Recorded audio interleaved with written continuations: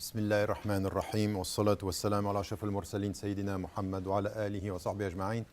السلام عليكم ورحمة الله. Good evening, good morning. Can you hear me? Yes. Is that okay even there? If I speak like this, it's okay? Okay, thank you Hussein for this introduction and for organizing this two-day seminar. I'm trying now these days to focus more on training like this. Long time ago, I was used to have such training seminars around countries where I had 5 hours training every month. So this time is 2 days, and as it was said, is mainly focusing on the book. In fact, it has been delayed because they want it to be a bit simpler. So I'm now trying to have a problem with it takes me time to be short, so that's the reality, and to be simple. So I'm working on that now, and it will be published in hopefully the beginning of 2017. So it means that what you have in your hands is something which is personal, it's for your reading, and it should not be used and quoted elsewhere. So this was the condition, and as you are attending a seminar on ethics, let's start with this. But ethically, it's not to be used elsewhere, to be read and used for yourself. So this is one. The second thing is, as it was said, I want to thank with Hussein all the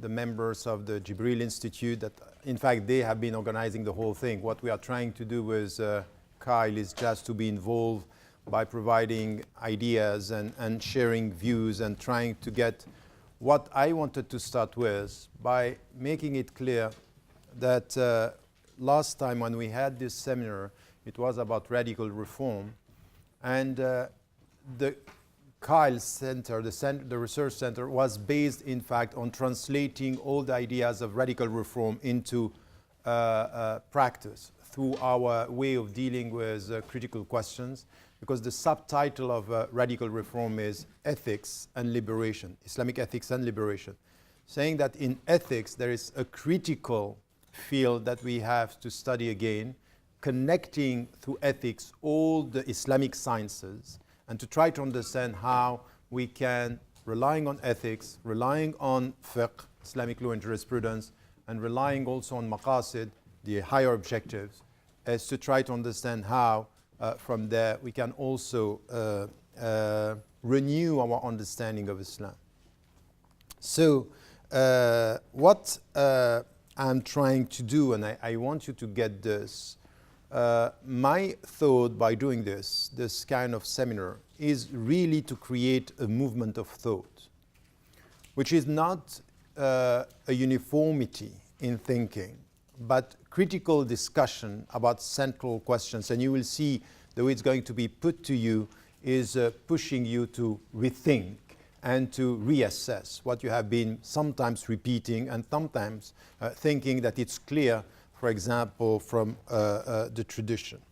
And for me, there is an understanding of Islam. So my starting point of this movement of thought is when I'm trying to define Islam, starting with the Tawheed, the oneness of God, it's two things. What we have to do is change yourself, change the world. You can disagree on this, but you should come with argument. Changing yourself is the very essence of the spiritual journey. Everything in Islam is about tazkiyat al-nafs. You have to change yourself. Purifying yourself is changing yourself for the better. Meaning, there is no way to change yourself if you don't have a clear ethical framework. What it is all about. Changing to do what? Changing to become whom? This is central. So the ethical reference, when it comes to changing yourself, it's important. And it's not changing yourself and then you go to change the world. It's changing yourself and at the same time changing the world. And changing the world to change yourself at the same time. So it's a two-way process. And changing the world means as well that you have to have an ethical framework. How are you going to promote what is good, and how are you going to resist what is bad? Al-amr bil-ma'ruf wa-nahy anil munkar is central in our understanding of Islam. So I put it in a very simple sentence, but get it right from the very beginning. All what I'm saying is in the light of this, what I understood as being the essence of our relationship to God, the essence of Tawheed. And I would say it's exactly the same in the Jewish tradition, the Christian tradition, and all the tradition. Change yourself, change the world. Change the world in order to change yourself, and change yourself is the starting point of changing the world. So this is the idea. The second point, which is important as an introduction to this seminar, it's what I said is, I don't have an organization, I have a research center, but what I want to bring about is really something which has to do in the West and in Muslim majority countries, because what is important for me is going beyond this divide that you have Muslims in Muslim majority countries and Muslim in the West, and coming here in the West and saying, you know what, we need a fiqh of minority. I don't like all this business. I'm not for a fiqh of minority. I don't think that it's different from what we have today in Muslim majority countries. Many things are problematic in. As a step, that's fine. As a final goal, I think it's problematic. I think fiqh of minority is mainly thought by people who are not living in the West, in the way they look at the West. It's as if we are not in our country, and as I'm always, and I repeated this, as a British Muslims, you are not in a minority situation. There is nothing like minority citizenship. So everything that you have to think is being part of a nation, of a society to which you belong. So the sense of loyalty to your principles, it's also a sense of loyalty to your country. So having said that, this movement of thought which is crossing the board, and it's also trying to get people from not only the Arab world, because I think that here we are very narrow, it's the Asian world, and for you coming mainly from Asia, from Pakistan, Bangladesh, and India and other countries, it's very important now to get it right, that what is going to be the revival of Islam is not only going to come from the Middle East. At the periphery, we have a very important role to play because we are facing critical questions, and you will talk about this in practical terms tomorrow. So now, what I call radical in the way I want us to reassess, for example, in this discussion this morning, the Islamic sciences, for example, and the categorization of Islamic sciences, which is problematic. We are used to speak about this. We are used to come with a very traditional way of dealing with Islamic sciences. But if you think about it and you think about the history of Islamic sciences, you can see that the evolution has to be problematized. There is something that we have to question here in the way we deal with our sciences. I will come to this later. But having said that, my take is in what I call radical, and you can see here that all this rhetoric about radicalization, it's for me problematic because it's good sometimes to be radical. I'm radically against poverty and corruption in ethical terms. To be radical in the way you think it's good. So, and even when you speak about radicalization for these young people who are going towards violent extremists, you can see that this connection with the religious legacy doesn't make or cannot translate the fact that they have been radicalized. Very often they entered into religion 2 weeks, 2 months, 6 months before being completely extreme in their understanding. So it's not a religious radicalization. By accepting the term, we are accepting the frame, the very implicit message that it has to do with an evolution in their understanding of religion, which is not the case. In fact, they were 6 months before, they were partying, they were using drugs, and all of a sudden. So which type of radicalization is this? That's the problem. Anyway, that's not the point today, but it's just for you in the UK just to keep this in mind with all the rhetoric that you have coming from the government, as if it was natural to accept that. And I think it's not. It's dangerous. So you have to question the way things are put even in the UK. So the concept of radical for me is 4 things that I'm mentioning in all what I'm trying to do is to be rigorous in the way we deal with our intellectual and our thinking, to be rigorous. So rigorous means the way radical, it's rigorous. It's the way we deal with our terminology to try to understand the words. And in the religious term, I'm coming from a tradition. I'm not representing all the Muslims. As you know, it's a reformist approach. And once again, I repeat, to be clear, I never said and I will never say that we are reforming Islam. We are reforming the Muslim minds. That's the starting point. Reforming the Muslim minds means reassess your interpretations. The Quran is the Quran, the texts are the texts, al-halal halal, al-haram haram, but your mind might have a problem. So it's mainly with the minds that I'm dealing, not with. So be careful, because the way my positions have been translated by some people are, and from within the Muslims, they say, oh, he wants to reform Islam. I just heard that Adnan Ibrahim now is saying that Tariq Ramadan said that stoning is in the Quran. I never said that.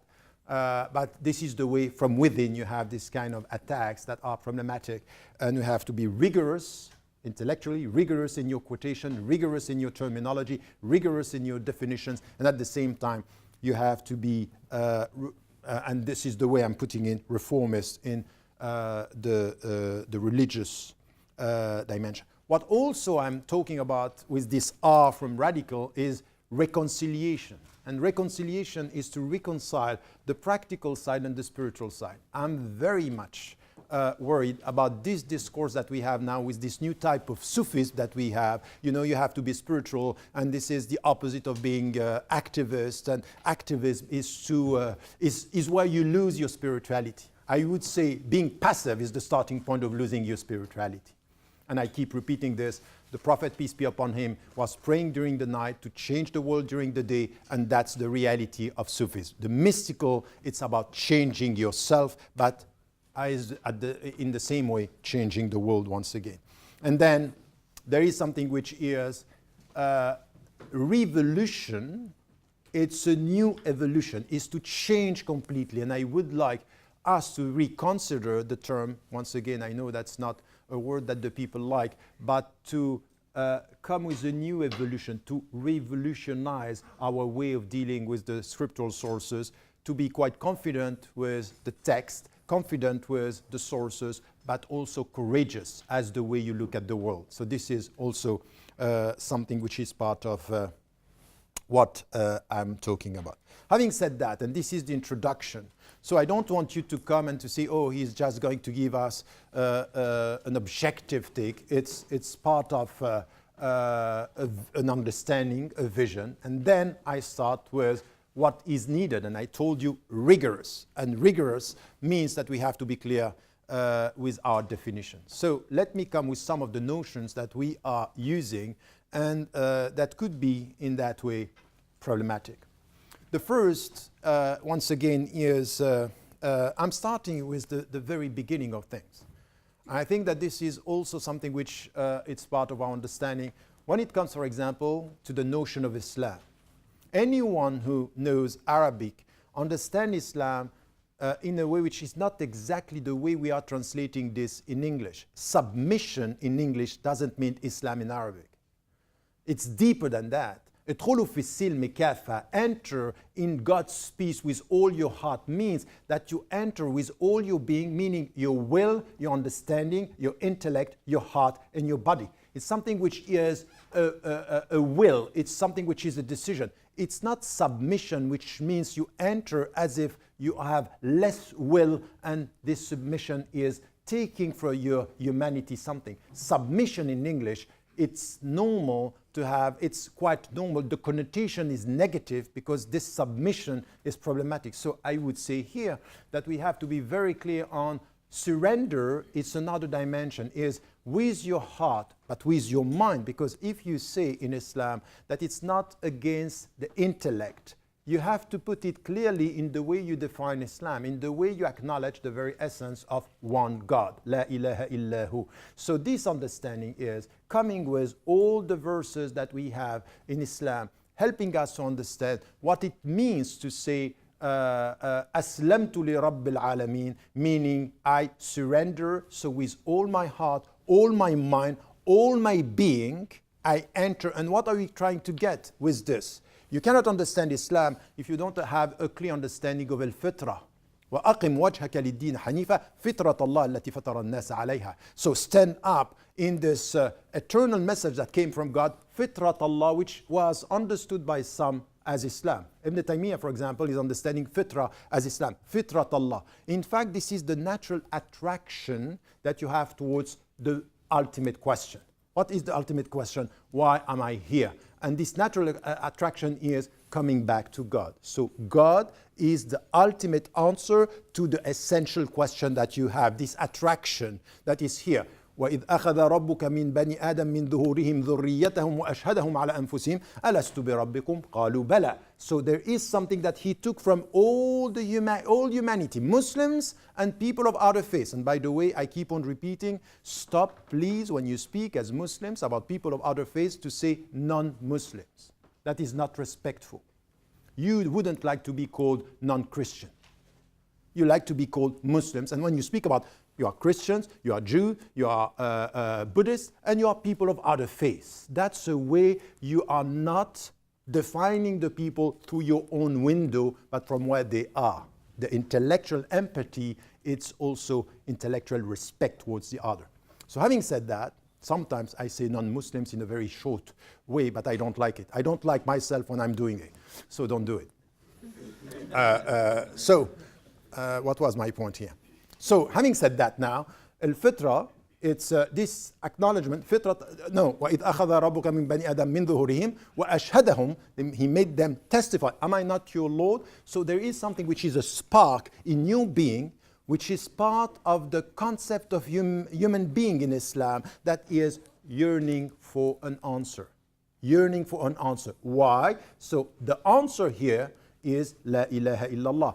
The Tawheed is bringing you the answer to this yearning for an answer that was put in us. وَأَشْهَدَهُمْ عَلَى أَنفُسِهِمْ. So there is something in us which is attracted, and for the Muslims, the answer to this attraction is the very essence of Tawheed. What does it mean? When are you at peace with yourself? You are at peace with yourself when your questions get their answer. You are intellectually at peace. When you have this attraction and you find La ilaha illallah, what are you going to get? Salamat al-nafs. Salam al-Islam. Al-Islam, in fact, is the way you are going to get this reconciliation between the attraction, the natural instinct that you have, the natural attraction, and then when God is coming to you and you come to Him, and there is this reconciliation. In fact, you have three words here that are essential. First, Islam, which is much deeper than just submission. It's in fact this acknowledgement that you have with your conscience of something which was in your essence. That Iman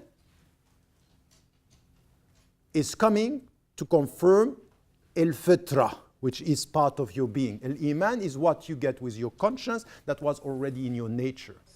The Islamic, this is why, very important. Why? Because in all our discussions with people of other faiths and within Islam, this is lost. It's that Islam submission, that's it. No, it's a deep concept of human being. Meaning that at the very beginning, it's وَأَقِمْ وَجْهَكَ لِلدِّينِ حَنِيفًا. Hanifa is the essential nature of who you were, that come back to this. Come back to this nature. And this nature is, look at your heart.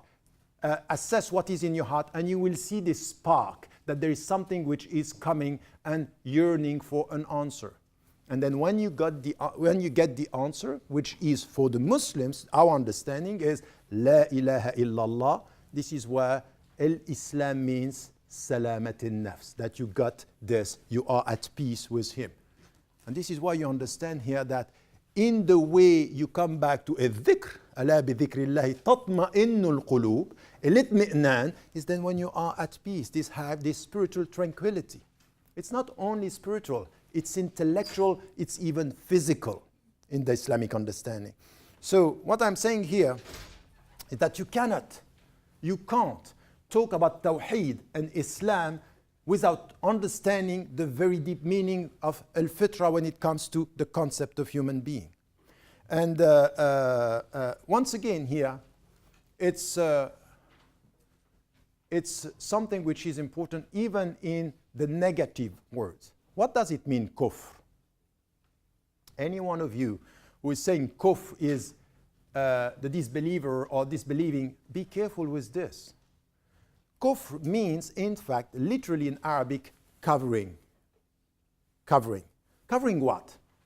In fact, if the spark was there, al-fitra was there, and this spark is covered, kufr, means that you are unable to get to the truth that was in your being.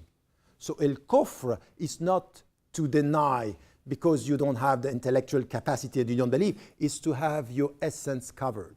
This is why to call somebody to Islam is to recall something which was there and it's covered.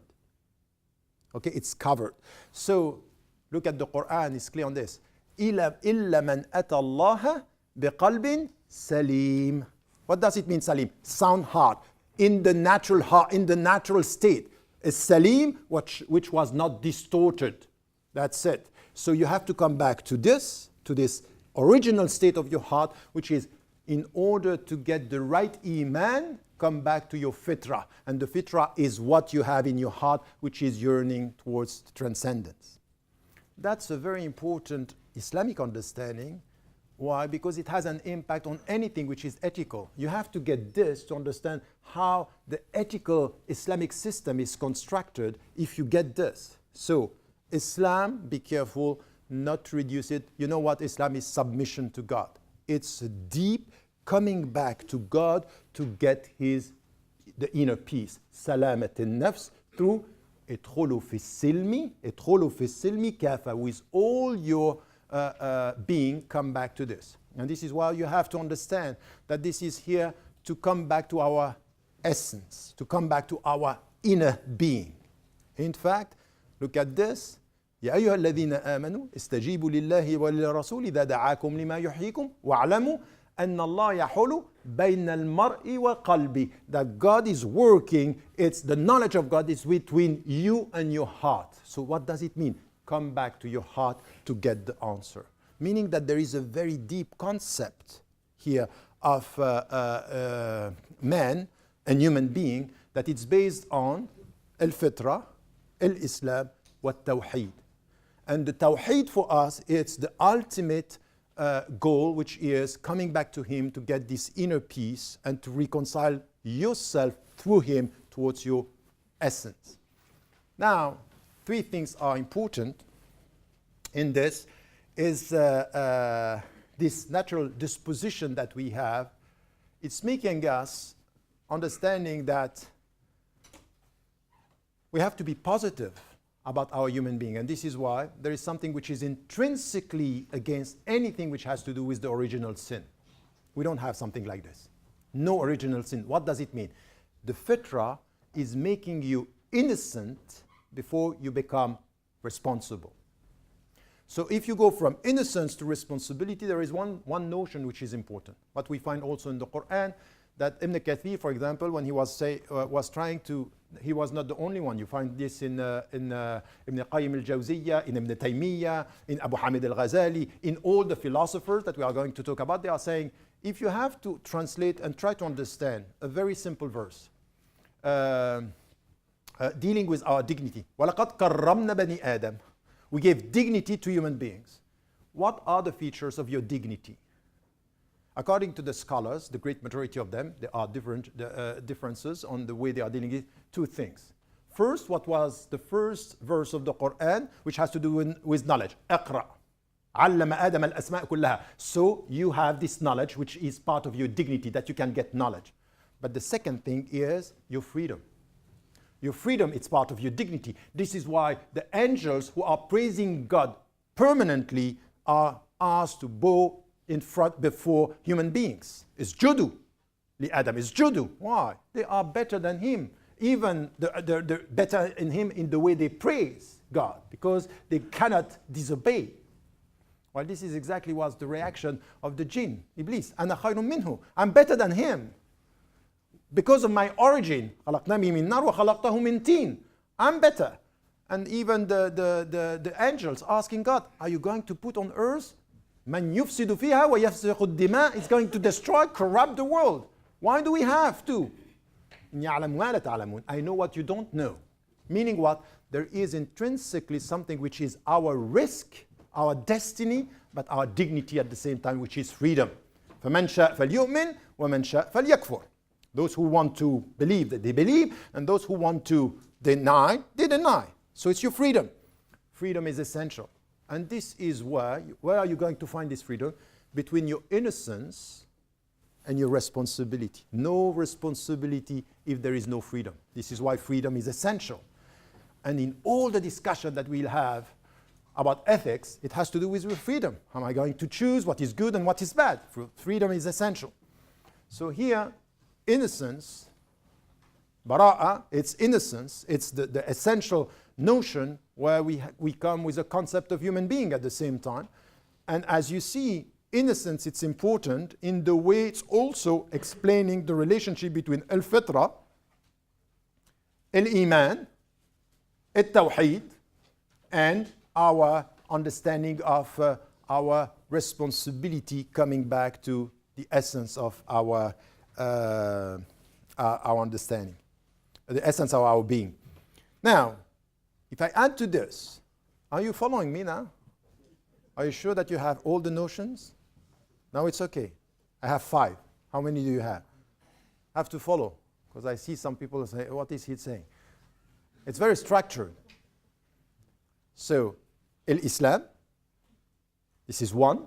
It's how do you define Islam. Fitra is second. What else? Al-Iman, which is part of it. Sorry? Tranquility? No, this was not one that, but the Salam, yes. It's sorry? Tawheed as essential, and innocence, responsibility, and freedom. So we have 8. So when I said 5, you say yes, yes, but in fact you are not counting. I can say whatever I want, you are following. We said we start with a critical mind. So you have to be sharp. Having said that, now we add to this terminology something which also it's important, is how do you understand the notion of nafs? And you keep on repeating النفس اللوامة, النفس المطمئنة, النفس الأمارة. We know about in the mystical thing that it's in the Quran. That there are lots of interpretations coming from the scholars. But there is something which is important when you speak about النفس. In fact, الروح, يسألونك عن الروح, our soul, this is a mystery. من أمر ربي. من أمر ربي means you are not going وما أوتيت من علم إلا قليلا. You are not going to know what is the essence of soul. But what you know, this spirit coming from God was put in your body, and when the soul is within the body, this is where we are talking about nafs. So nafs. What is very important here is that what is coming from God as the spirit, the soul, and put in the body, in Islamic terms, when you speak about innocence, and this is critical in all our discussion, very often you have people, they are dealing with the Greek tradition or the Christian tradition, they don't understand that we are not talking exactly out of the same thing. Yes, you have 2 elements that are defining you, a soul, a ruh, and your body. This is who you are. Except that in Islam, in nafs, the way it's defined, and the ruh coming from God, in nafs once is the spirit and al-qalb and the spiritual dimension and the body are not ethically qualified. So your body is not bad per se, and your nafs is not good per se when the spirit is coming in you. It's the way you are behaving that is going to make you good and bad. So in the Greek tradition, Socrates, when he's speaking about the body is the negative element. And the soul is the positive. In Islam, you decide what you are going to do with it. It's your behavior that is going to make it good or to make it bad. You may pray with your body and disobey with your body. You may pray with your soul and you may reject with the same soul if you are with your conscience using it the wrong way. What I'm saying here is that this categorization, moral qualification of element is not present in Islam. You start by being just write. If you want to ask questions, write them down, and we will have time for questions. So I'm trying not to stop during my talk to give you at the end, hopefully, 30 minutes in Egyptian way. Okay? So, but I want it to be, by the way, it's going to be much more interactive tomorrow than today, because today it's the theoretical framework. I need to just to set the scene, and then we will have, but still, if you have questions, just keep them. So, the moral qualification in Islam is through action. To the point that you, any one of you in this room, you can never judge a being, even though you condemn actions and behavior. Today, you might say about the people in Daesh, in Boko Haram, that you condemn them, but if you say you condemn them, what you should say, I condemn what they are doing. I'm not condemning them as beings, because you don't know what could happen. Be careful, that's very important. It means that your being, it's not ethically qualified. The only one who knows who you are and how you are going to be judged in ethical terms is God, and sometimes yourselves. But not, you cannot do this with people. And this is coming from the Prophet ﷺ, that you are judging, and you must judge. You know, anything that in our modern times say, you know, I don't judge. Of course you judge. What's that? You have to be judgmental, but on actions, on the way the people are, in order through the actions to help the people to change their being, but you don't condemn the being. That's an essential. So all this, all what I'm saying here, it's coming from the Islamic concept of human being. It's coming from all what I'm saying here, this relationship. So now you have concepts that you can try now to have a kind of a connection between the notions that you can understand in a better way. This is a concept of man with a capital M, concept of human being, that at least we have to come back and try to assess in our understanding. Why? Because this is with this understanding that we can then start our understanding of the ethical teachings coming from Islam. By saying, for example, that we start with the being, that there is al-fitra, that we are looking for an answer, and the answer is giving us peace, and then we are innocent, and our dignity is out of knowledge and freedom, and then the moral qualification has to do with actions and not with being, and then at the end we understand that this journey is what we call Islam in the light of Tawheed. You get that? This is the summary of all what I said this morning. Following? Okay? So this is, so now you may disagree with me, and you should if you have a doubt, but you come with arguments and we discuss this, because this is a central discussion. By the way, you have different interpretations coming from scholars, but on this concept of man, you will see that there is a common agreement. We might disagree on some of the elements and how you deal with it, but this is important. Now, not only we have to deal with human being and the concept of human being, but as I was saying, Islam is changing yourself. So you have to get a better understanding of the self. And then you also are here to change the world. So you need to get an understanding of the world, the concept of the universe around us. By the way, having said that, be also careful. I'm working. There is another book that is going to be published even before this one, which is an essential introduction to Islam. And I took a long time. If I was asked to do something simple, which is difficult, as I told you, about an introduction to Islam. It's already published in French. It's going to be published even before the English in Arabic. But in this, I took a long time just to come with this basic understanding of the being and the world, the universe. And the universe is also something here that we need to get. As I told you, our understanding, the Islamic understanding, and by the way, this is in the Shia tradition, in the Sunni tradition, it's all the same. It's very positive. Our understanding of the being, innocence, responsibility is very positive. In fact, you have the means of your own liberation. You have the means. There is nothing bad in you. There is nothing originally bad in you. You have the means of your own liberation through knowledge, through the right use of your freedom, and understanding that, in fact, the answer is in your heart. So come back to the essence, the journey. This is why Paulo Coelho in The Alchemist took all this from the Sufi tradition, which is exactly this. Go to Spain, you will go to Egypt, you will come back to Spain. Spain is where the answer is. This is exactly inna lillahi wa inna ilayhi raji'un. Go from your heart and you will come back. That's it. And you make money out of it, but we don't know how to do that. So we need to have people talking on our, I'm laughing, but this is the reality. And he acknowledged the fact that it's a Sufi tradition. It's a Sufi thing. So anyway, what was my point?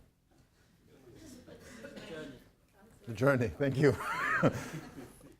What was it? No, really. I need my, I'm sorry. I was talking, yes, about the universe.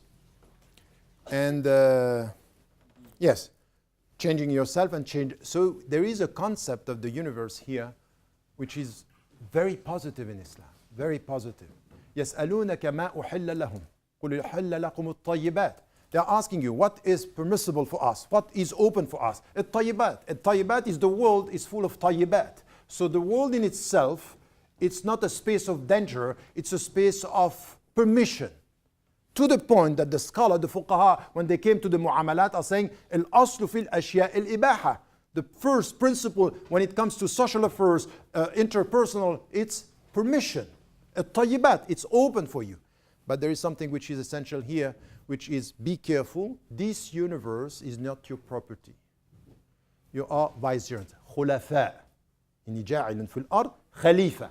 الخليفة is, and this is deep, and you will see here that in many of the traditional native spiritualities, for example, in the United States, the Indians before, Africans a long time ago, Asian, their relationship with the universe was about what? You remember the Indian chief that was responding to the American was saying, you know what, we thought that we were belonging to the earth and you thought that the earth was belonging to you. So this is, as Muslims, there is, al-khilafa means you don't have the ownership. سَخَّرَ لَكُم مَا فِي السَّمَاوَاتِ وَمَا فِي الْأَرْضِ. This is for you to use. You are managing, but you don't have the property.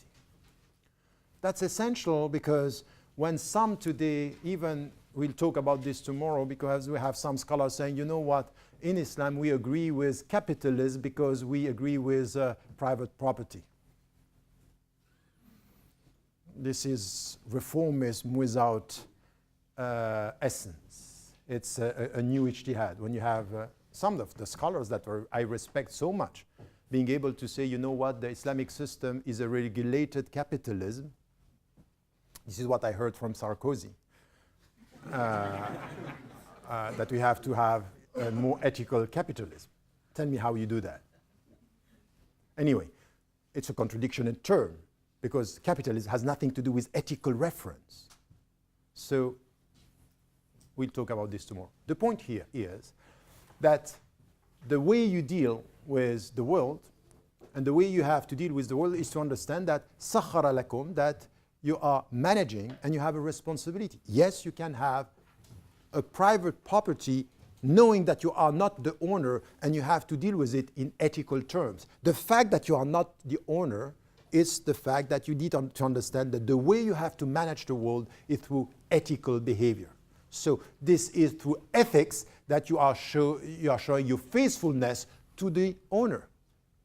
And this is why God is saying you, wherever you are, الَّذِينَ إِن مَّكَّنَّاهُمْ فِي الْأَرْضِ. If we are setting them, or they are settling down somewhere, أَقَامُوا الصَّلَاةِ, they pray, وَآتَوُوا الزَّكَاةِ, they give the zakah, وَأَمَرُوا بِالْمَعْرُوفِ وَنَهُوا عَنِ الْمُنكَرِ. So they are promoting what is right and resisting what is bad. This is where you, and this is the way you have to be with the universe, is wherever you are, you pray to acknowledge that it's here, he is here. Second, you give the zakat to acknowledge that the poor have rights on what you have before God. And then you do your best to change the world for the better by promoting the good and resisting the bad. This is wherever you are. But knowing that سَخَّرَ لَكُم means that it's not لِلَّهِ مَا فِي السَّمَاوَاتِ وَمَا فِي الْأَرْضِ. To God belongs everything that is on earth, in the heaven. So the starting point here is the very notion, not the khilafah that you have now in Iraq, because also this is very important. When you come with the deep understanding of what khilafah is, you have to challenge, because they are distorting all the notions. They are distorting the notion of jihad. They are distorting the notion of even the Islamic reference to a state, for example. You might disagree with the fact that it should be, or there should be an Islamic state, but at least you know that what they are doing has nothing to do with the Islamic reference. And by the way, I'm never saying that this has nothing to do with Islam. I think that we have with arguments to respond to what they are doing and to tell them you are not Muslims and this is not Islam, it's not going to work. If anybody is quoting the Quran, you have to respond with arguments by showing that this, yes, you are using the Quran and you are using Islam in the wrong way, so we have to respond. And I'm not going to do what you are doing to me. Even if you tell me that I'm no longer a Muslim, I'm not going to put you outside Islam. I would say what you are doing has nothing to do with Islam. As to your heart, I don't have the secret. I don't know where you are and where you stand. Which is also something, don't do to them what you don't like them to do to you in the way which we have now, something which is the takfiri. This is a new fashion. You decide who is in, who is out, and just sometimes to please the government. Oh, no, not Muslims. Who told you that? How can you say this? No, what they are doing and the behavior, you know how everything is connected in. There is a logic, there is a consistency in the way we deal with the whole thing. So, Al-Khilafah here, it's also a very important concept, because this is where, by the way, not only you are khulafa with the world, but you are also khulafa with your own self. So all this business of saying, this is my body, I do whatever I want with my body, I say, I have some doubt about the fact that it's your body. You are using it, it's a vehicle, it's the way, but you have responsibility with your body. To the point that in the hadith, al-Bukhari, one of the first questions that you are going to be asked about just after your death is, what have you done with your health? So this is a question. You cannot just neglect your body, which is part of a space of responsibility towards the owner as a vicegerent and somebody who is trying his best. So now we have at least 10 words, 10 notions. They are all connected in this understanding. And in everything, you can understand that the critical reference in this has to do with ethics and has to do with your responsibility, your freedom, and your understanding. Understanding that you are going towards this notion. One thing that I wanted to add with these old notions is be careful also with the notion of Islam, that there was Islam before Islam. Okay? The final religion, the final message is Islam as an act of faith. But this was acknowledged. In its time, Judaism was Islam of its time. Christianity was Islam of its time. Abraham was a Muslim in the way he is acknowledging all what we are saying here. There is one God. I come back to you. وَإِذْ قَالَ لَهُ رَبُّهُ أَسْلِمْ قَالَ أَسْلَمْتُ لِرَبِّ الْعَالَمِينَ. Who said that? Abraham. Ibrahim alayhi salam. So it means that he was using the notion of Islam, which was a way you are with God. Then this was translated, وَلِكُلٍّ جَعَلْنَا مِنْكُمْ شِرْعَةً وَمِنْهَاجًا. Every one of you, every religion is going to have its path, but the essence is the same. So Islam is for us something which is beyond this translation based on all what I'm saying now, all what I have been saying now. And the distortion that we disagreed or we disagree with when it comes to Christianity and Judaism, because the very understanding of why do we need a new revelation is that because the previous revelation was distorted. So the Christian agree on us when it comes to Judaism, they don't agree with us as to Islam. Of course, that's natural. So we understand that for the Christian, what came after is no truth. But for us, the same logic that is explaining why we need new revelations is to renew and to correct things that were distorted. For example, the very essence of our disagreement. I'm talking also about this in the essential introduction to Islam, is our disagreement with all the other religions. For example, is the Trinity is essential in our disagreement when it comes to how do we speak about God and how do we speak about his unity. Now, with all this, and it's only now that I can give you a better understanding of al-islah, or al-tajdeed. Islah is to come back to the sound state. Okay, this is islah. So, having said this, it's for us, al-islah means coming back to the deep and the real understanding of our relationship to God. What are we trying to find? And what are we finding when we say, La ilaha illallah, there is no God but God? What are we finding? It's this tranquility, is al-aman, because iman is not only faith. Iman is aman, is a space of security, where you are in security. In fact, as I said, is a space of salam, peace, a peaceful space where your encounter or found its, your questions found their answers. So that's also the dimension of iman. And when it comes to this is, for us, reforming is to come back to this. So all what we have to do with our own self is to reform ourselves to come back to al-qalb al-salim. It's the very original state that we had. So we are struggling to find the origin, to find the spark, to find the essence of our relationship to God. So in the Sufi tradition, and be careful in the way I'm talking about Sufism, there is Sufism and Sufism. There is Sufism, which is the heart of Islam, and there is a new type of Sufism which is more New Age and modern. I don't talk about this. I'm talking about the very essence of the spiritual journey, which is very demanding. But everything that has to do with the mystical journey is come back to the source. Inna lillah, you come back to the origin, you come back. So reforming, its purification means what? To remove everything which is distorting this original state. So it's coming back to your fitra. When you get this, sometimes when you speak with people who are rejecting God, or for example, and people sometimes who are very tough in the discussion that I had with, sometimes it's difficult to think that there is a spark somewhere when you speak to Dawkins. I say, have some doubt. But still it's there. Still, in fact, there is something which is covered, and you know that your own experience is to go and to deepen your own relationship with this original spark to get it. And when you understand this, and you get this concept of man, you understand that the way you speak with people who are denying, you have to be careful not to speak only at the periphery of their being, and speak sometimes at the center of things that they are neglecting or denying. It doesn't mean that you have the key of their conversion. By the way, it's none of your business. You are not here to convert people. You are here to be witnesses, for them to remember. This is exactly what happened with Musa alayhi salam. اذهب إلى فرعون إنه طغى. Go to Fir'aun. He was a transgressor. لعله يتذكر. And then وقل له قولا لينا. Speak to him with soft words. Why are you doing this? لعله يتذكر أو يخشى. Maybe he's going to remember, or he's going to have this fear and coming back. But this is not you. You use the means. God knows the goals and the results.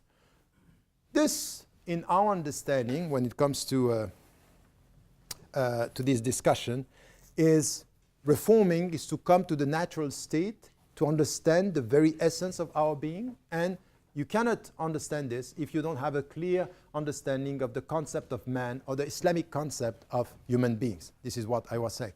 At the same time, what we have to do in the universe is exactly this, is to reform the world for the better.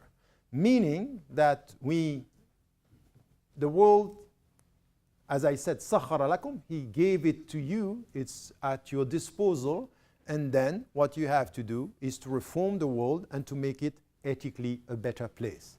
Wherever you are, in East London, or in Bangladesh, or in Syria, or in Egypt, or in the United States of America, wherever you are, your very presence should be visible through the way you make this place a better place. That's it. Wherever you are. And don't start with, oh, that's not my country. Who told you that you are defined by your country? You are defined by your ethical presence. So even if you don't have the passport, you have the human belonging in the name of God. So you have to contribute for the better. So this is reforming yourself and reforming the world. Ardullahi wasi'a, meaning that in the Quran telling you that the earth is vast and you have to travel. If you are oppressed somewhere, travel. But wherever you are, as I said, مَكَّنَّاهُمْ فِي الْأَرْضِ, wherever you settle, this is the place where your presence should be a reformist presence by changing the world for the better. Meaning, come back to yourself, come back to this innocence that you have, to the original spark, try to find this inner peace and spread peace, which is the very meaning of Ifshu Salam. Ifshu Salam, which is exactly what the Prophet, peace be upon him, said, arriving in Medina, while he knew that at that moment, wars and attacks were going to be very tough against him. Ifshu Salam, At'imu Ta'am, Silul Arham. Yes, I know I have to I'm taking from their time. Yes, I know. But you know what? I don't know why you put 1 hour, 15 minutes for the first and 2 hours for the second. Can I take 15 minutes from the second now? You want to go with that? No, it was a rhetorical question. That's okay. I'm making it democratic.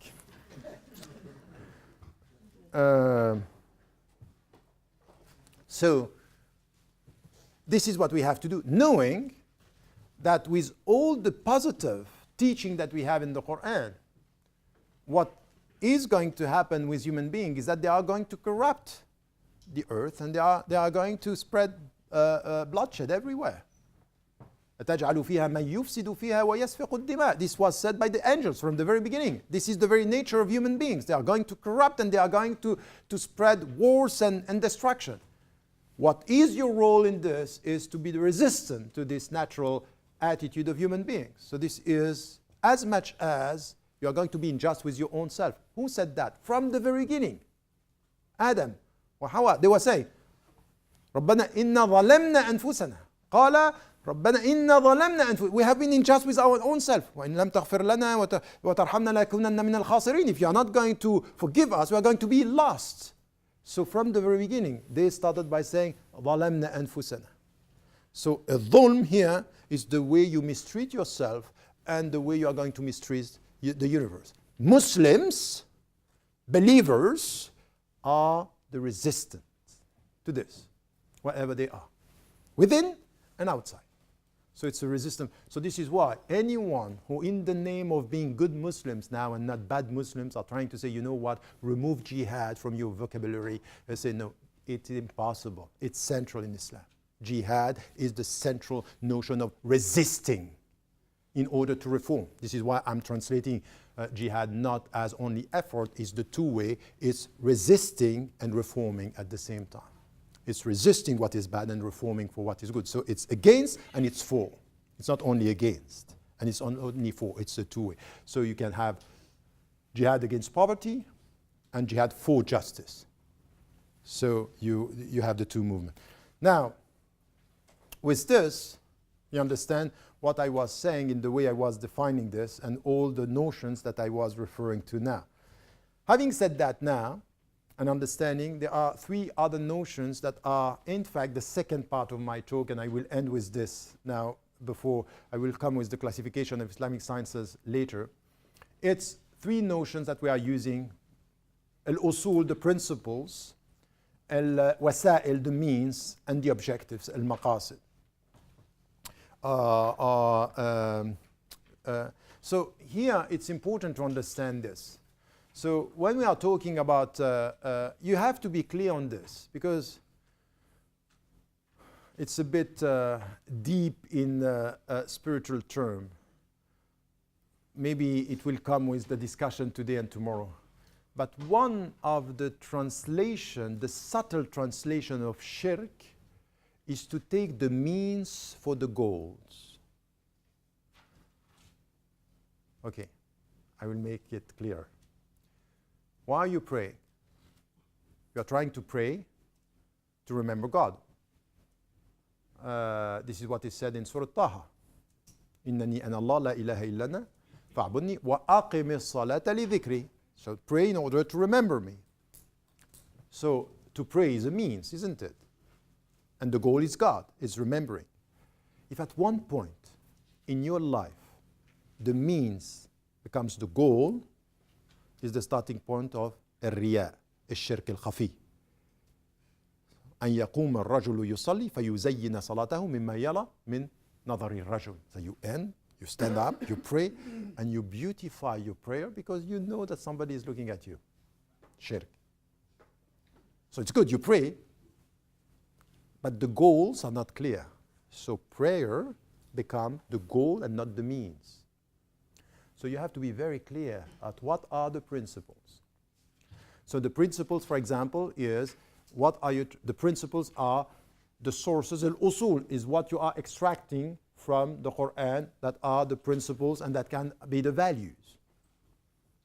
And then you have to be clear about the means and be careful. Fiqh, Islamic law and jurisprudence, the legal framework is but a means for something. And if you end up thinking that everything is in the rule, it's as if you are walking on the path, and instead of looking at where you are heading, you are obsessed with the limits. So when you look, you confuse the path with the limits by saying, this is essential. You are taking the means, showing you the path for the path. And that could be shirk. Do you understand what I mean here? So means should be very clear in the way it's what do you need in order to implement the principles in order to achieve the objectives. You get that? What do you need as means to achieve or to translate the principles? So for example, you have the principle of justice or you have the principle of freedom. How are you going to translate this into the means to get the final goal, which is use your freedom for the good, which is the final goal. So we need to have this in mind every time we speak, and especially when it comes to Islamic sciences in our understanding of ethics.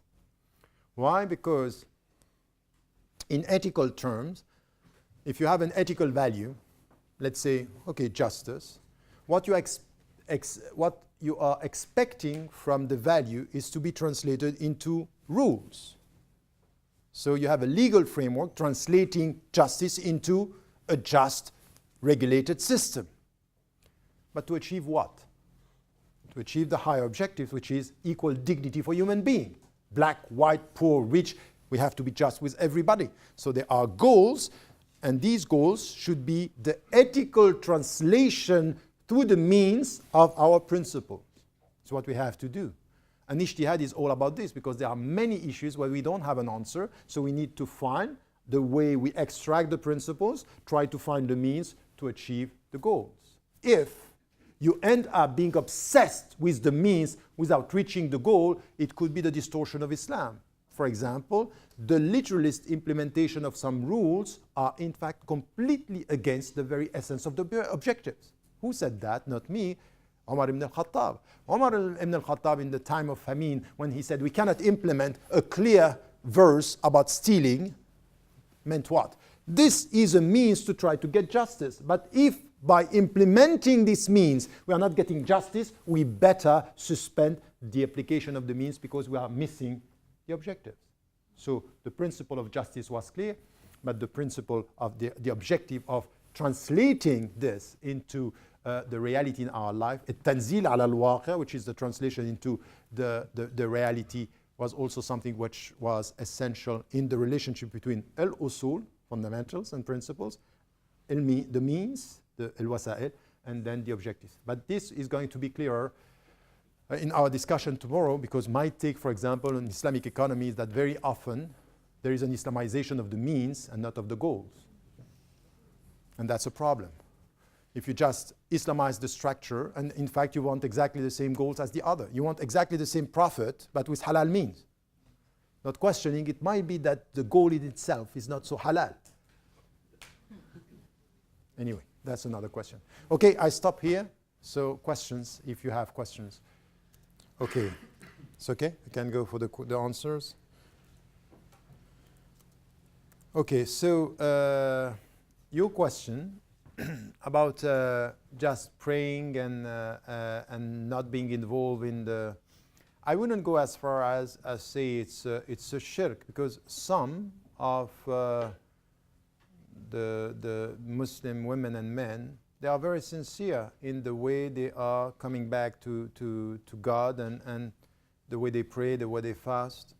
Now, their understanding of being a Muslim is a reduction, not a distortion that you can, at the point is the way they deal with the world. It could be, for example, that some are following the 5 pillars or the 4 practical pillars after Shahada, the 4 practical pillars of Islam.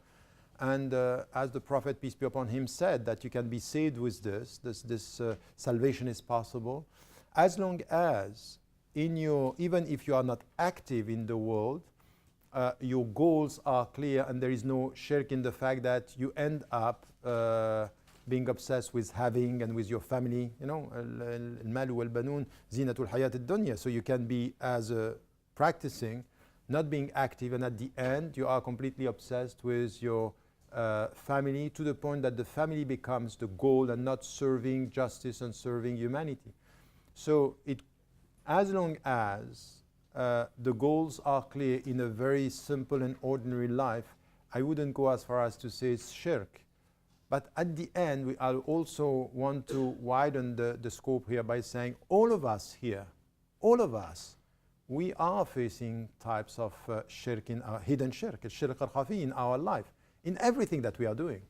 Even here, what I'm doing here, it might be that in my heart there is something which is not completely sincere, done for God, and I have to check that. Everyone. So this is al-muraqabah that you have to check. So I wouldn't generalize by saying all of the people, but I would say this reduction is making it a potential danger that you fall into shirk with this. So if I can just, so if say the rituals become more of like a culture of doing things rather than an essence of worshiping Allah and trying to better yourself and better the world, could that be like the means is taking more priority? Oh, yes, yes. If, for example, you end up only praying and say, you know, I pray 5 times a day, and this is, at the end, it's becoming the goal of your life and not this as a means to be a witness, to change the world and to change yourself, of course it could be. And some are praying in a very cultural way. And more than that is some are fasting in a very cultural way. And many of us, you know, it's Shahru Ramadan. It's a month of revolution. It has to change everything. It's just impossible during Ramadan to eat more than when you eat during the other 11 months.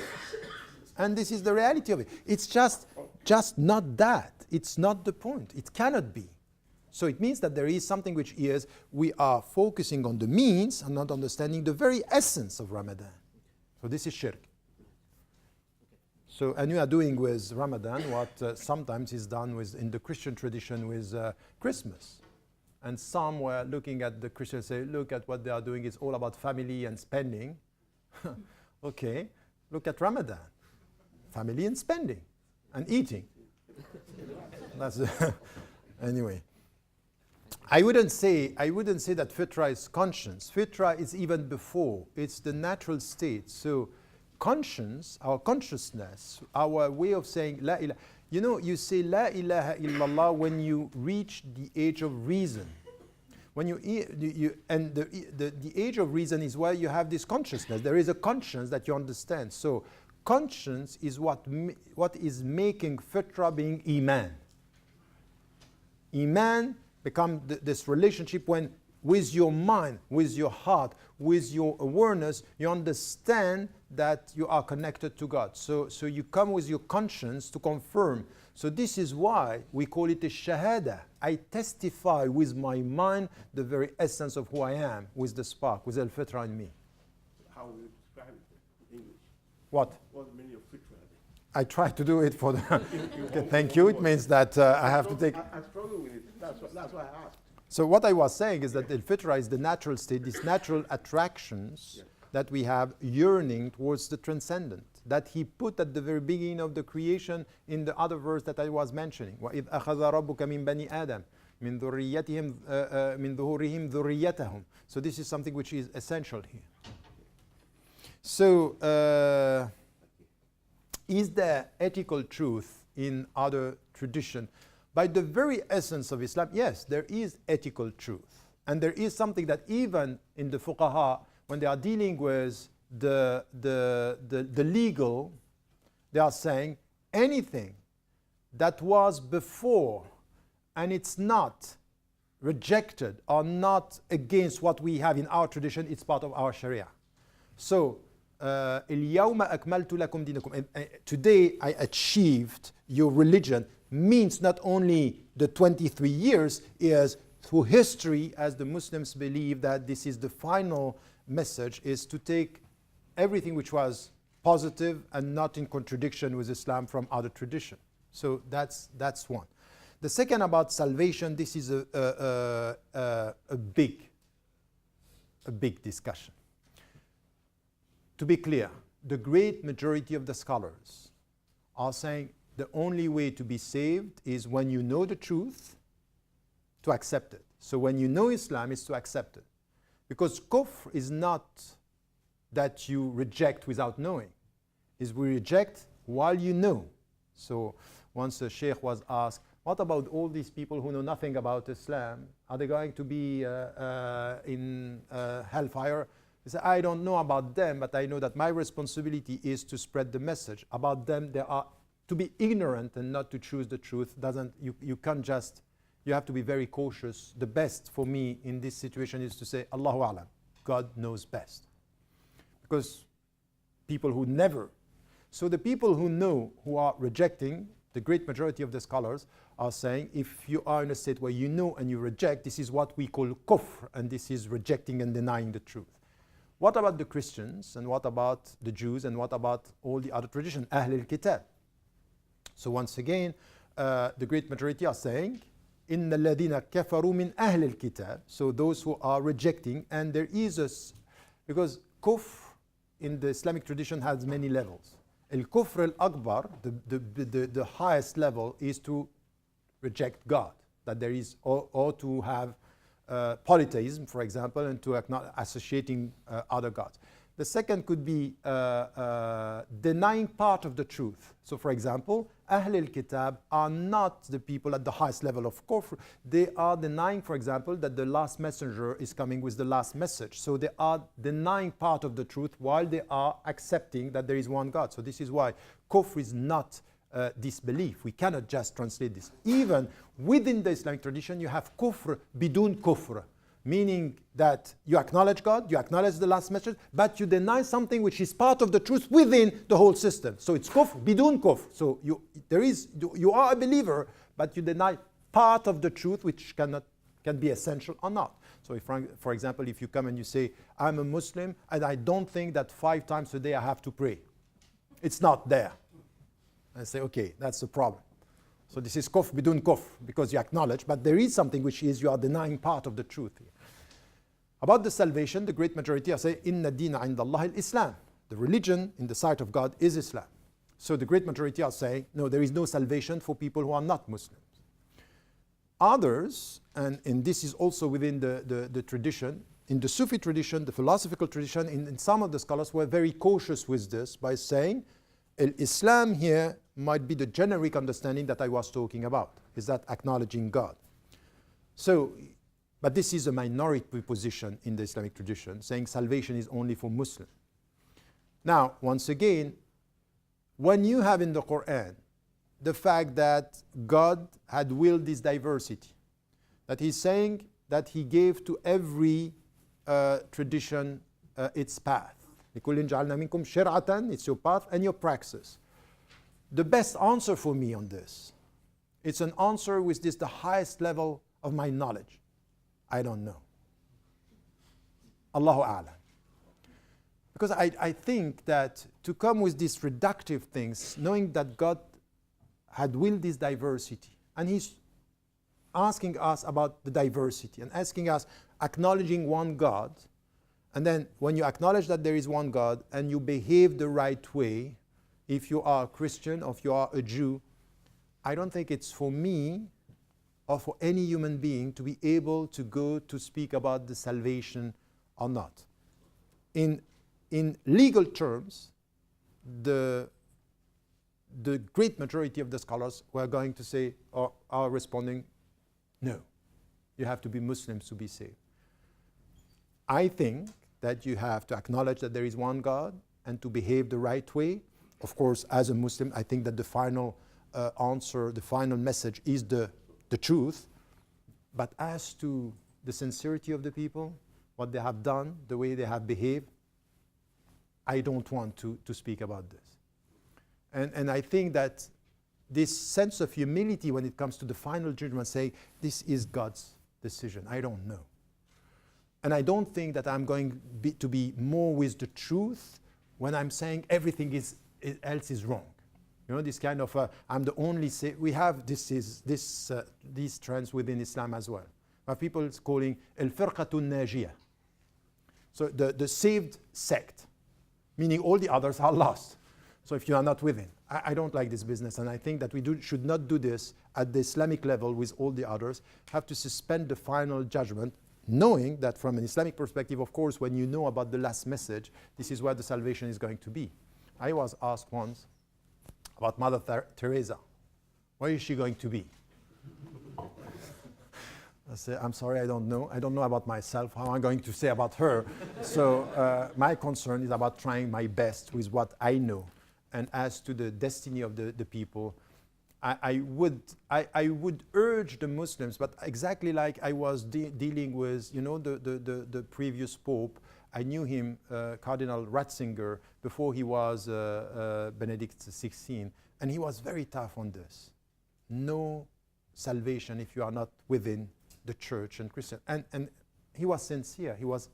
But at the same time, I think we have to be very cautious with this final judgment on others.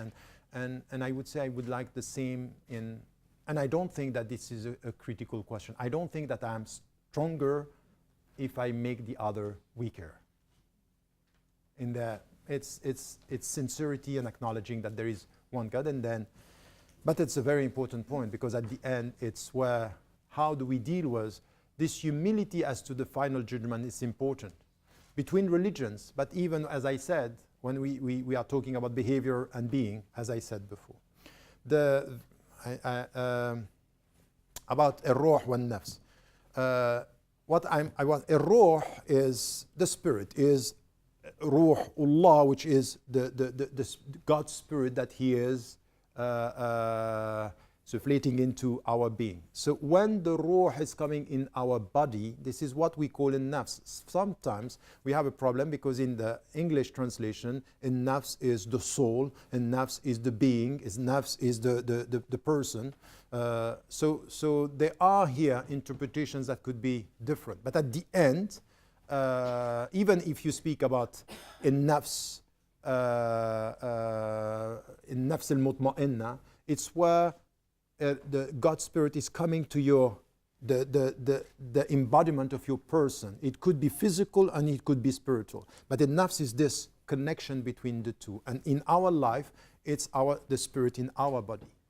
It's the spirit in our the physical dimension. Even though we have to be very cautious with the translation in English as well.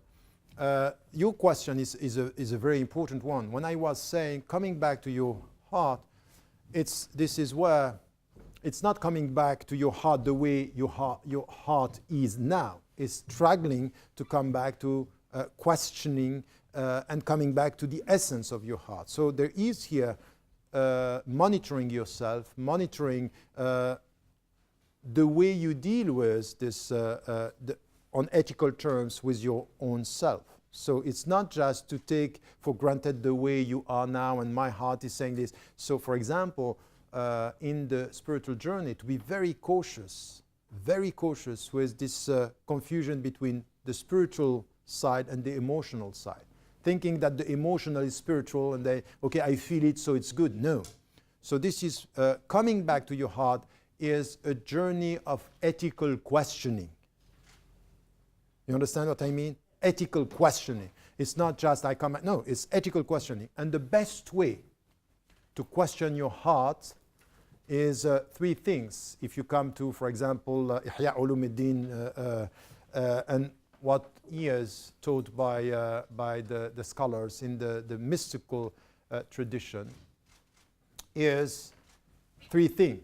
When you come back to your heart, do you feel at peace or not?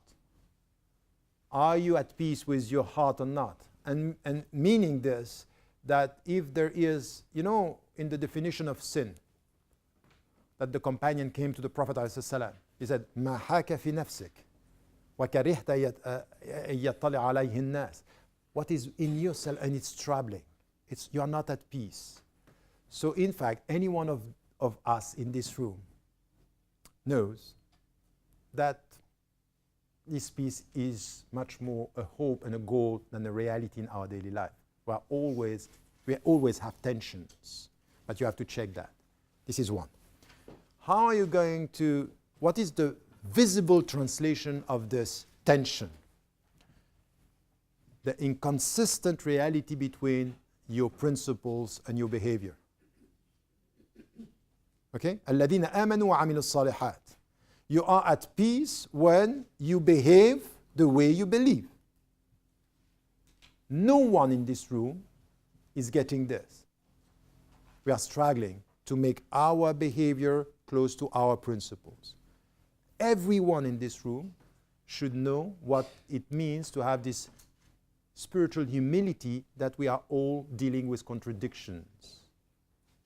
So when you come back to you have to first get the question of your peace in your heart. Second, the consistency between the two. And the third thing, which is part of al-Iman, is checking. It's what is called al-Muraqaba, is that you have to check. For example, Umar ibn al-Khattab, who is one of the tougher in the way he was promoting justice around, he heard that one companion knew about the hypocrites, and he wanted to say, do you smell the hypocrisy on me this morning? Saying that he's checking his own hypocrisy. So this is where your behavior, your consciousness, your behavior, and your peace are elements that are helping you to question this coming back to your heart. So it's not a free journey to your heart and you take it as it is. No, you question and you assess, as I said, in ethical terms. What I said about I didn't say that private property, okay, I'm good. Private property is not, no, private property, it's accepted in Islam, but with limitations and requirements and conditions. So in the name of private property, you cannot use it without ethical conditions and ethical reference. This is what I meant. But the fact, and by also why you can't use it without the ethical reference, because at the end, this private property, it's management of a property, not the ownership. And the owner is telling you, I am giving you this with the condition that you behave ethically in everything that you are doing. So you cannot exploit people in the name of this is my property. No. And this is where there should be a clear understanding of private property, even and especially now in the neoliberal system, that in the name of private property, anything is possible. You can behave in an unethical way, and we disagree with that. About your question about neutral, yes, no, yes, in fact, have you read Nietzsche? You should. And he said something which was very interesting. In fact, there is something in Islam that was part of what was worrying him. In fact, the positive, which what we call neutral at the beginning, your state, your fitra, at the beginning, is directly connected to God in something which is beyond the ethical qualification. So we can't say it's innocent. It's innocent, of course. It's beyond. Innocence is beyond. When you look at a child, his or her innocence is beyond moral qualification. Why? Because morality comes with consciousness. It's not good or bad. It's not, no, it's good. Then how is that? No, but good not in a moral term. Good by the fact that it's connected to God. As innocence is good, but it's not ethically qualified. Innocence is beyond, it's good and bad, but it's positive in itself. Why am I saying this? Because Nietzsche was obsessed with how can we go beyond good and bad. There's something. And you know he ended up by saying what? Is how the lion becomes, no, how the camel becomes a lion and the lion becomes a child. Innocence. For us, our struggle with the ethical is to come back to the positive state of the beginning, the beginning, which is directly connected to God beyond the ethical qualification. So we use ethics to try to come back to this original state where we are connected to God. So this is where, and this is why, for example, the Sufi tradition was obsessed with al-fana, which is a problem in some of the ethical and the spiritual, is when you come close to him beyond the qualification of good and bad. And you know what it is? For the child is innocence, and for you it's what? What is going to be beyond the moral qualification when you are close to God? قل إن كنتم تحبون الله فاتبعوني. الحب, المحبة, loving God, which is something which is beyond the very narrow legal qualification and ethical qualification. So when I'm saying it's neutral in ethical term, but it's positive. It's the way you are connected to God straight in your innocence. What we are trying to do is through our ethical struggle, rejecting the bad, choosing the good, to try to come back to this original state where you are connected to Him out of love.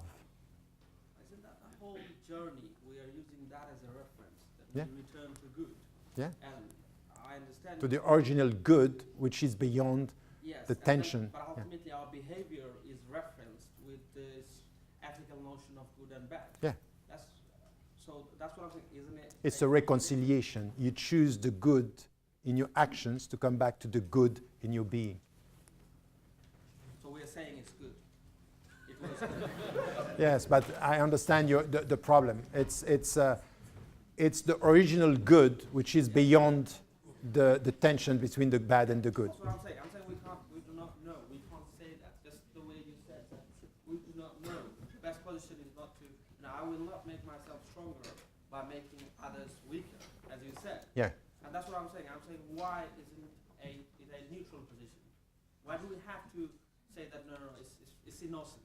Just the way. No, it's innocence. No. It might neutral. It might be a misleading term, but innocence is an essential term. In Islam, innocence is an essential term, to the point that the Prophet, peace be upon him, and companion, it happened twice in the Hadith, and it is in Bukhari, he dreamt of the sons and the daughters of the people who were attacking him, min al-mushrikeen, and the people who were against him, he saw them in paradise. How come? These people who are killing us, their kids? Yes, because their kids are innocent. They are, and the fathers and the mothers are not. So we have to be very cautious. If you look at any child, and this is why it might be very difficult to lose a child, but in the spiritual dimension, his or her state is innocence and salvation for the child. He or she is saved. You lose it here, but in the spiritual dimension, there is something in his or her being which is beyond anything that can be judged, and then he's saved. And that's because they haven't had a life, and they didn't have to go through the behavior, because they are in the state of fitra. Exactly. So we agree. So that So where is our disagreement? Again, very point. When I'm saying why I'm saying neutral, and you're not willing to use the word neutral, and you're saying innocence is irrespective of our moral reference of ethic, like good and bad. And I'm saying no, we cannot separate the two. Separate what? Separate the innocence as something granted positive, but actually to attain that innocence, the whole reference we're going through is actually good and bad. Yeah. So we agree. And I'm saying there is a contradiction. I'm saying then say that's not innocent. That's rather a neutral, a zero. It's like a baseline. Okay, innocence is zero if you want. We agree with that. No, we do not know that. Okay, I have to think about it, but I don't see it's a question of semantic here. But what you call neutral, you know what? Think about it just during the break. Think about your definition of innocence. Not now. During the break. just And impatience as well. Just to say, there's a couple of other questions. Yes. And this is the whole weekend, inshallah. Yes, I wanted to start. Okay, so the last one is about, yes, very quickly, the question that you were putting about angels. No, I didn't say that. I said what was understood by the scholars about what is defining the dignity of human beings is two things: knowledge and freedom. At the same time, in ethical terms, God creating humanity and the angels seeing this, what they were saying is that this creation is going to corrupt. So using their freedom in a very bad way to corrupt and to spread bloodshed. So the only thing that I was saying here is that God responding is whatever they do with their freedom, which is going to corrupt the earth, I know about what I'm doing through creating them, things that you don't know. Which is exactly the same for you. Don't you sometimes look at the world and say, what is the goal? What is the aim? Look at the people, the way they are behaving. So you can ask this question. And the answer to this question, which is a fair question, it's natural. Do you look at the people, the way they are behaving, and the way you sometimes are behaving? I say, what's the goal? And then say, he says, I know things that you don't know. So the secret of us being here, we don't know. So it's much more humility as to the judgment, much more than something which has to do with our freedom. Okay, that's it. Thank you.